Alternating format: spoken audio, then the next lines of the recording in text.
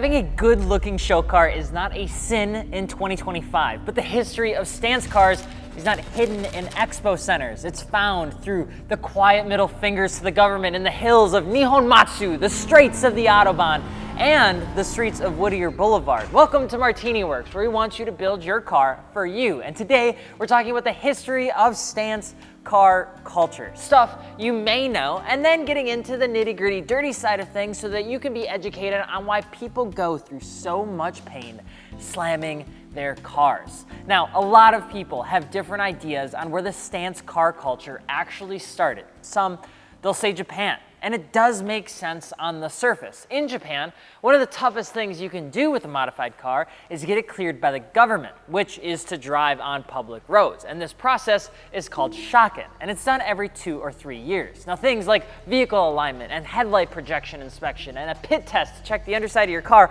are all included, including taking a look at your suspension. Now, I may have butchered the word shaken, and I'm sorry, Masa, but Japanese car enthusiasts learned from a young age, post-Bosozoku era, that if you wanted to have a modified car that looked good, you had to keep things looking as OE plus as possible. It's why you'll see most Japanese cars on the street that are modified rocking aftermarket coilovers and not air suspension, because the scrutiny of the shaken would put them through a whole different round of inspections if you wanted to go with air suspension. Now, if you're a European car enthusiast, you'd say it was the Euro crowd that founded stance cars, and it's also easy to see why, because the technischer Überschwagen versus Überwashingsen the Überwashingsen wären, I don't know how to say it, the TÜV, Germany's insanely strict inspection system, but pretty much told anyone who loved cars exactly what they couldn't do with their cars. Tires couldn't exist past the fender line, even under full load. Lowering is allowed, but the range must be within tolerance, and the components need to be certified through something called ABE, or Allgemeine Beisterschlubenust. I don't even want to say it again. I don't even know what I just said. Honestly, between me and you, I could have just said something terrible. Now, the ABE, or the Allgemeine Beisterschlubenust tire contact patch cannot be ruined either, and nothing past 2 to 3 degrees of camber can be ran unless they want the car to be impounded. So, is it the Germans or the Japanese that combined or coined the stance car culture? And at the surface level, it would be the Japanese car culture that came first with the stance cars, because the history of the Bosozoku culture that came off the results of World War II spawned an era of individualism that Japan had never seen before. Their children were the ones to make their cars illegal, but not do the same illegal things their parents did within the Bosozoku when they had their motorcycles. And this is where we start to see the story end for most people, but not for us, because we want our car knowledge.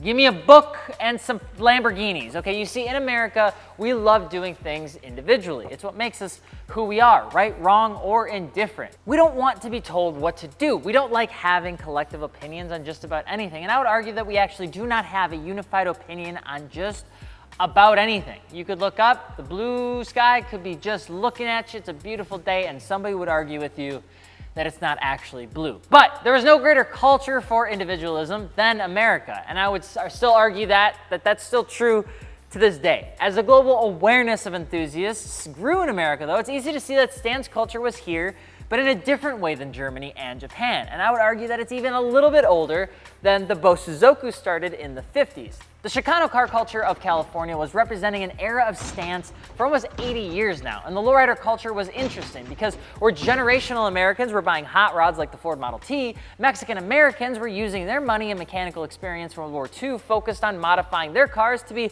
low, slow, and custom. And that truly are the largest 3 subcultures of stance across the globe. And all of them still have a home in modifying your car for you in today's day and age, which hopefully you're doing on MartiniWorks.com, because honestly, we can't afford to survive off ad revenue. Now, the Japanese car culture excels in the fitment of static setups, wheels and tires fitting into a stock body or wide body build with 18-inch wheels with just enough mods to stand out. And the European car culture took it a step further to the next level to making everything look OEM plus and borderline perfect, especially when you talk about fender fitment. And the American car culture took the walls of what stance culture was and blasted the damn doors off, because what you see from them is something insanely different. So where did the excess in stance really come from? How did we go from this to this?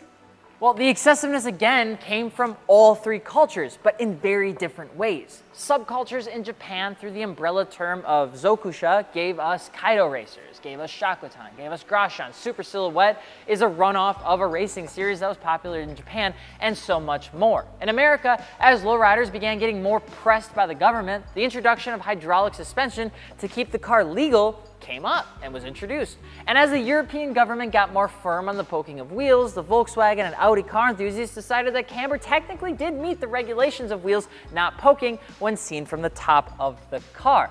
Stance car culture was built off the pressures of just regulations, laws, and just keeping a passion of building something for yourself alive. It's why the stance culture is sometimes some of the smartest and also most stubborn communities that you can be a part of, which is why what we've seen now is a stance car culture hitting even new extremes. You see insane amounts of camber and the lowest cars you've ever seen before in your life, and an identity of rebelliousness to anyone that might ask, why would you do that? Like, why would you take the LS400 and make it almost practically unusable? The deeper part of the stance culture are the companies that build parts for people like that.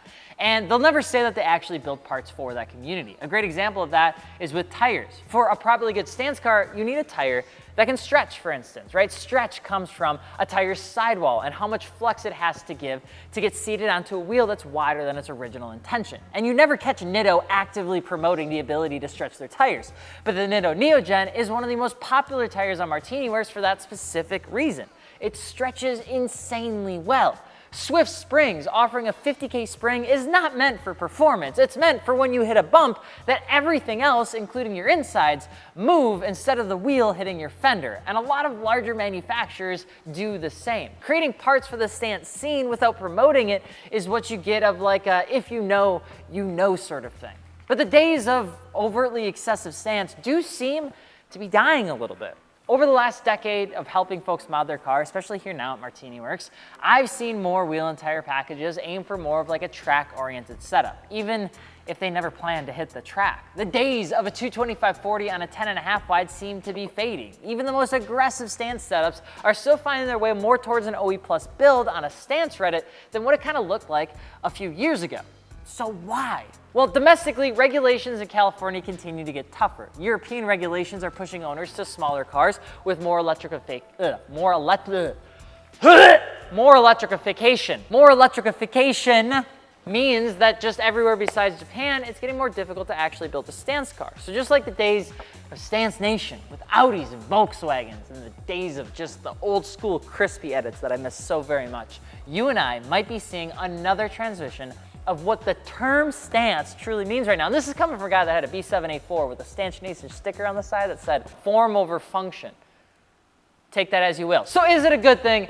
Let us know below. And if you're looking for car parts, don't forget to mod your car with your friends at MartiniWorks.com, no matter what type of build you're doing. Now, we're here to help people with the right wheel and tire package fitments, and we can deliver it right to your door along with a lifetime order guarantee. And we got a ton of new brands, and we are selling all the good stuff, including things like Work Volk, SSR, Koenig, Stance, what else? Stage. We got a whole bunch of stuff. Go check it out. But honestly, stance culture is one of my favorite ones. It's also probably one of the most controversial communities in the car scene, but I think they still have a home no matter which way they take shape. So I hope you enjoyed this video, and don't forget to subscribe. We'll see you tomorrow.